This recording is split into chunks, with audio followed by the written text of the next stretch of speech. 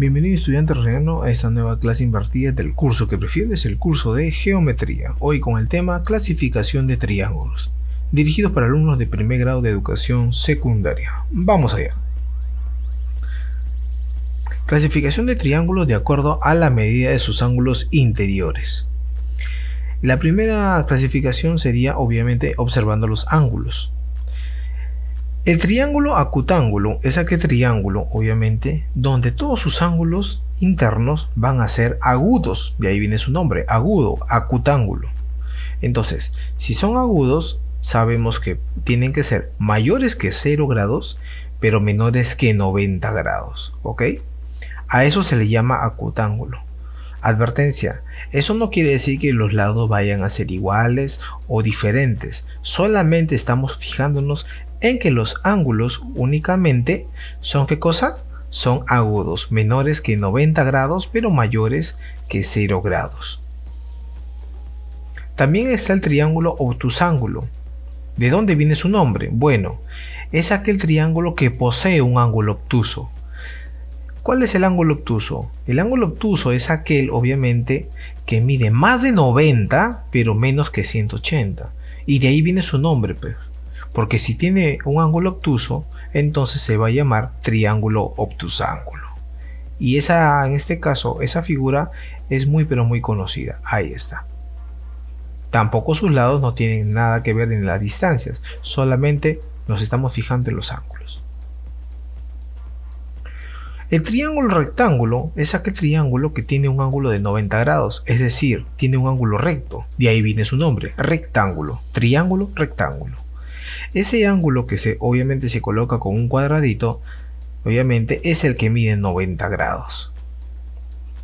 Pero hay una particularidad aquí. En este caso, ese triángulo que mide 90, los otros dos van a tener que sumar 90.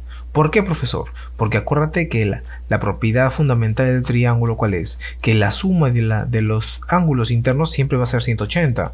Entonces, sí o sí, estos dos tienen que ser 90. ¿Por qué? Porque 90 más este 90 me da el 180. Eso solamente pasa en un triángulo rectángulo. Ahora veamos la clasificación, pero observando sus lados nada más. ¿A quiénes se le va a llamar triángulo escaleno? Se le llamará escaleno a aquel triángulo en donde sus lados van a ser, ¿qué cosa? Diferentes. Las medidas van a ser diferentes. No importa sus ángulos aquí.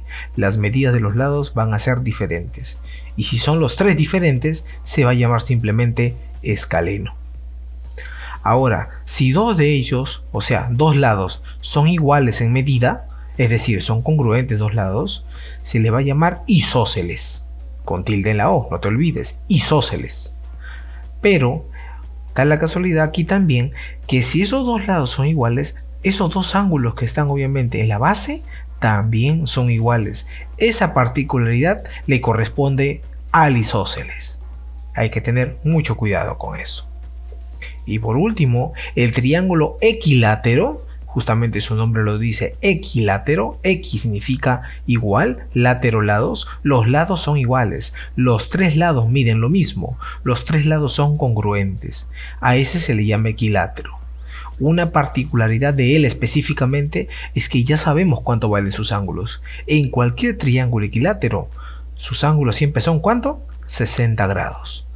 Y es demostrable, porque si son iguales, y como sabemos que la suma total de un triángulo es 180, 180 entre 3, 60 grados. Ahí está. Interesante, ¿no? Veamos algunos ejemplos. El primer ejemplo, hay el perímetro del triángulo mostrado. Bueno, uno pensaría que me falta información, pero no. Fíjate acá, ¿cómo lo resolvemos? Lo primero que debemos darnos cuenta es que acá tenemos 2 alfa, tenemos un ángulo externo. ¿Te acuerdas la propiedad que hemos visto, las fundamentales, la clase pasada? Si este es 2 alfa, resulta de la suma de estos dos. Entonces el de acá, ¿cuánto tiene que ser? Si este es alfa, ¿cuánto le faltaría para que me dé 2 alfa?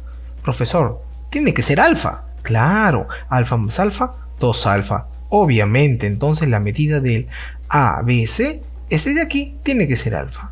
Ahora bien, fíjate, alfa y alfa, ¿no te hace conocido? ¿Qué triángulo acabamos de ver en donde tiene dos ángulos iguales? Ah, la medida de dos ángulos iguales está en el isósceles. Entonces, si obviamente este triángulo es un isósceles solamente este echado, si este lado vale 5, este otro ¿cuánto tiene que ser? También tiene que ser ¿qué? 5. Y si vale 5, ya sabemos cuál es la medida, obviamente, del lado AC, vale 5. Y como me piden el perímetro del triángulo, simplemente sumo los tres lados, 8 más 5 y más 5, porque el perímetro es eso. Sumamos, por favor. ¿Cuánto nos sale? 18.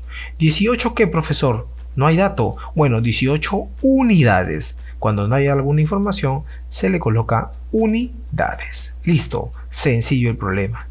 A ver, otro más. Me piden hallar alfa más tita si el triángulo dice que es equilátero. Ojo, ya me están dando el dato que es equilátero, pero me están preguntando la suma de alfa más tita nada más. Bueno, si es equilátero, sus ángulos internos miden 60, lo acabamos de ver. Eso quiere decir ¿qué cosa?